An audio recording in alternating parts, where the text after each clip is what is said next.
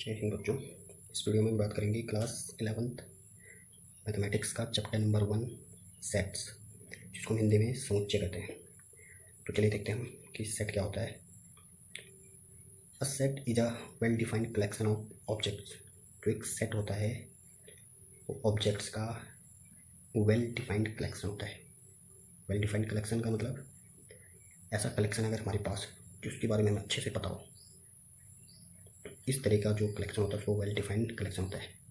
अगर हमारे पास कोई ऑब्जेक्ट है और उस ऑब्जेक्ट के बारे में अगर हमको सब कुछ पता है, क्लियरली पता है, उसके बारे में कोई डाउट ना हो, तो इस तरह का जो ऑब्जेक्ट का कलेक्शन होता है उसको वेल डिफाइंड कलेक्शन कहते हैं। तो जो सेट होता है हमारा वो वेल डिफाइंड कलेक्शन होता है ऑब्जेक्ट्स का। चलिए इसको एग्जाम्पल से समझने की कोशिश करते हैं। फर्स्ट एग्जाम्पल यहाँ पे लेते हैं हम, the vowel in the English alphabet namely AEIOU। हमारे पास इंग्लिश अल्फ़ाबेट के वोवल्स का एक अगर सेट है तो ये क्या हमारा वेल डिफाइंड सेट है, क्योंकि हमको पता है कि इंग्लिश अल्फ़ाबेट में जो वोवल्स होते हैं केवल 5 होते हैं, AEIOU। तो कन्फर्म है ना, 5 ही होते हैं।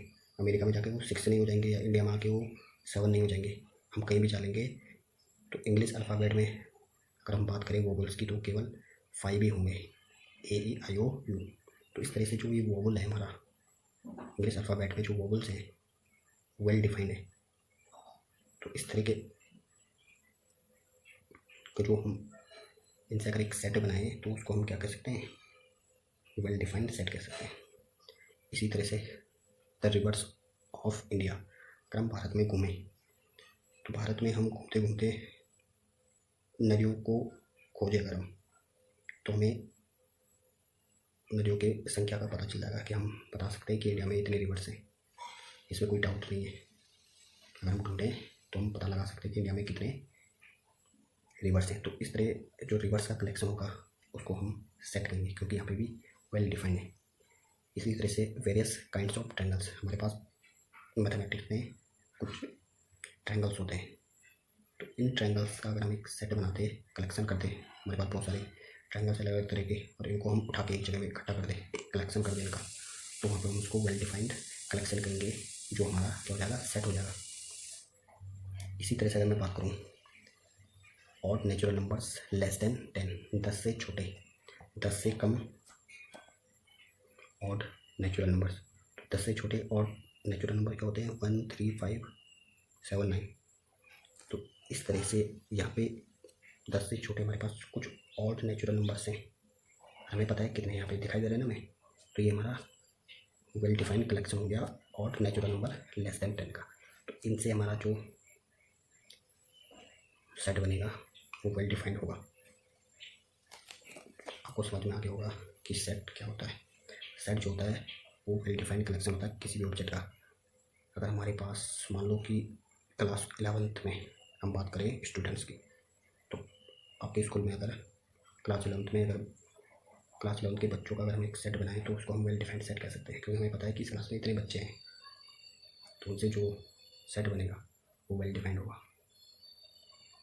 हमारे मैथमेटिक्स में बहुत सारे सेट के एग्जांपल्स हैं, तो हम बात करते हैं, देखते हैं कौन कौन से हमारे सेट हैं।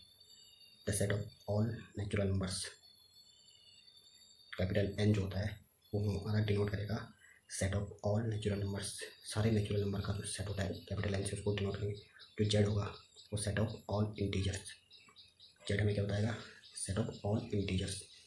कहीं भी आपको कैपिटल Q दिखाई दे तो Q क्या बताएगा, the set of all rational numbers. Q क्या होता है, एक सेट होता है, किसका होगा, रेशनल नंबर का सेट होता है मैथमेटिक्स में। R the set of all real numbers, math में जो सेट R होता है वो रियल नंबर का सेट होता है।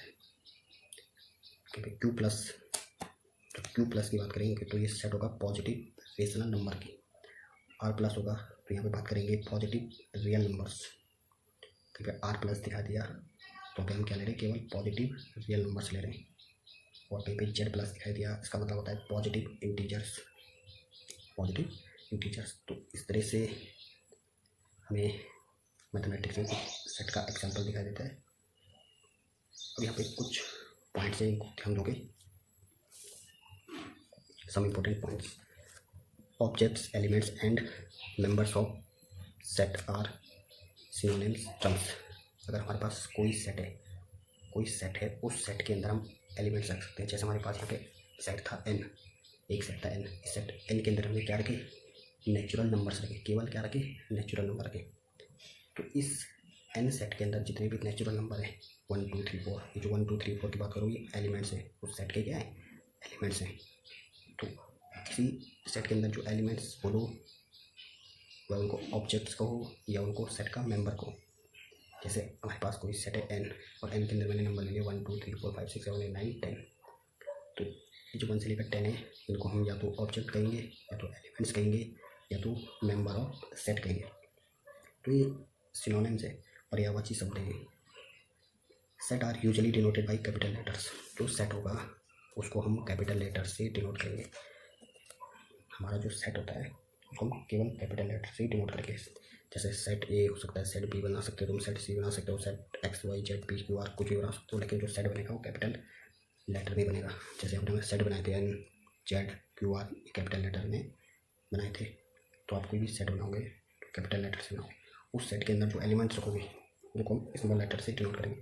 तो यहाँ पे दिख रहा है the elements of a set are represented by small letters A B C D X Y Z. Set A के अंदर are 2 methods of representation of a set. किसी भी सेट को रिप्रेजेंट करने के 2 मेथड होते हैं। पहले मेथड का नाम है रोस्टर और टेबलर मेथड, और दूसरा हमारे पास है सेट बिल्डर फॉर्म। तो चलिए देखते हैं कि रोस्टर या टेबलर फॉर्म क्या होती है। In roster form all the elements of a set are listed. The elements are being separated by commas and are enclosed within bracket. यहाँ पे हम जब हम रोस्टर फॉर्म बनाते हैं तो हम क्या करेंगे, सबसे पहले कि एक ब्रैकेट लेंगे, करली ब्रैकेट, और हमारे पास जो एलिमेंट्स हैं उनकी हम एक लिस्ट बनाएंगे, और 2 एलिमेंट्स को अलग करने के लिए हम कॉमा का यूज़ करेंगे। तो चलिए इसको देखते हैं एक एग्जांपल से कि हम किसी सेट को रोस्टर फॉर्म में किस तरह से लिख सकते हैं। फर्स्ट एग्जांपल हमारे पास है the set of all natural numbers which divides 42।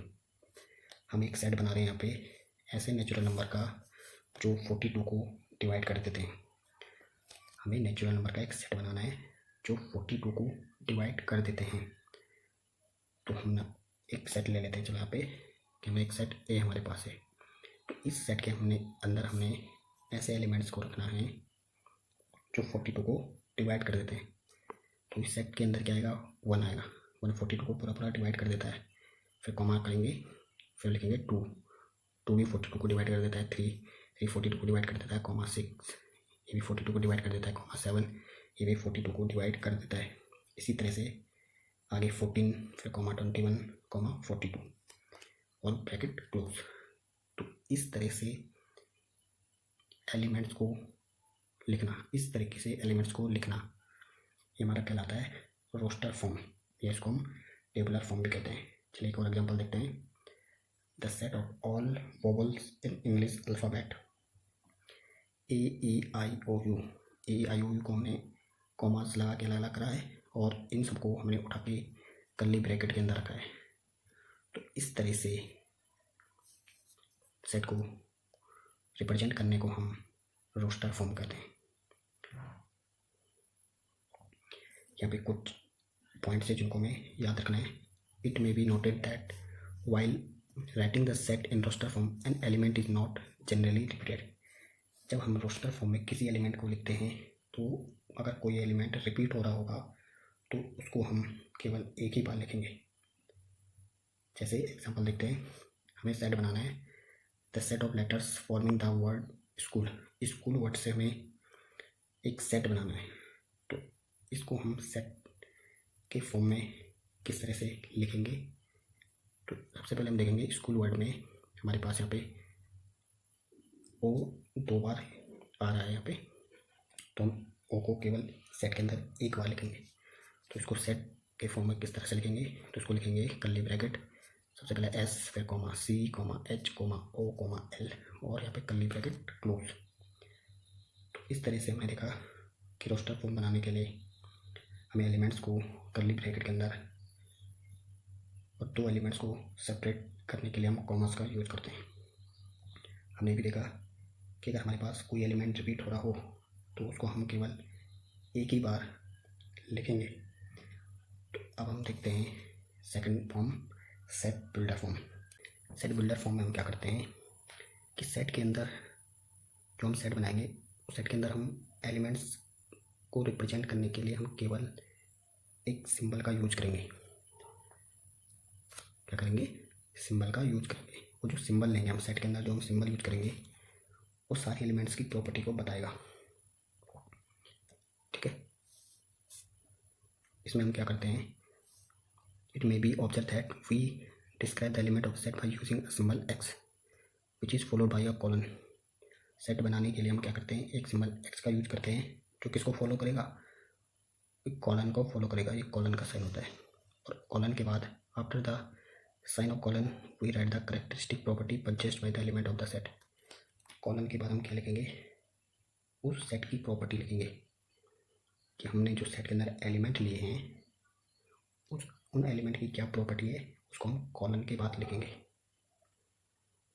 ठीक है, और जब प्रॉपर्टी लिखने के बाद हम फिर से इसको कर्ली ब्रैकेट से क्लोज कर लेंगे। तो चलिए एग्जांपल से हम समझते हैं कि हम सेट को सेट बिल्डर फॉर्म में कैसे लिखते हैं।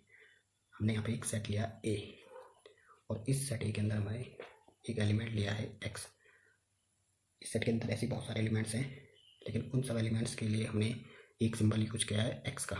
तो ये जो एक्स है यहाँ पे ये बाकी सारे एलिमेंट की प्रॉपर्टी को बताएगा। अब देखते हैं एक्स हमें क्या बता रहा है। तो कह रहा है जो एक्स है, कॉलन के बाद क्या लिखते हैं, हम इसकी प्रॉपर्टी लिखेंगे। एक्स जो लिया हमने, तो एक्स क्या है, देखो x is a natural number.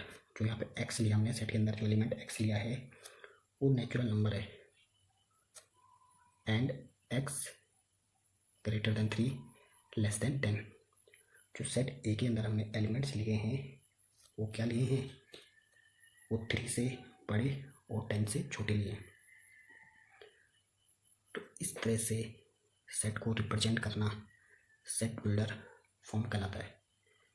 अब इसको पढ़ते कैसे, ये जो सेट लिखा हमने यहाँ पे इसको पढ़ेंगे कैसे, is read as the set of, इसको क्या पढ़ेंगे, the set of all x. इसको क्या पढ़ेंगे, the set of all x such that x is a natural number, such that x is a natural number and x lies between 3 and 10।